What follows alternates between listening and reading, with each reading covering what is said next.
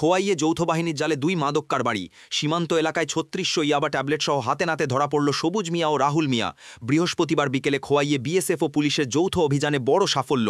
উত্তর দুর্গানগর সীমান্ত এলাকা থেকে নম্বরবিহীন স্কুটি সহ 2 ব্যক্তিকে আটক করা হয়। তল্লাশির পর তাদের কাছ থেকে 3600 পিস ইয়াবা ট্যাবলেট উদ্ধার করা হয়েছে। মাদক চক্রের বিরুদ্ধে কড়া ব্যবস্থা নিয়েছে খোয়াই থানা পুলিশ। তদন্ত চলছে। অফিসার এবং পুলিশ টিম এবং বিএসএফ এর একটা জয়েন্ট প্যাট্রোলিং চলছিল বর্ডার এরিয়াতে। ওই বর্ডার এরিয়াতে বিশেষ করে স্ট্যানলি বিএসএফ এর 104 ব্যাটালিয়ন বিএসএফ সহ মিলে এসআই ফ্রান্সিস ডারল্যান্ড এবং টিম যখন প্যাট্রোলিং করছিল, 2টা থেকে শুরু হয়ে গেছিল, অনুমান 4টার আশপাশে তখন একটা নাম্বারলেস স্কুটির মধ্যে করে 2 জন লোক আসছিল।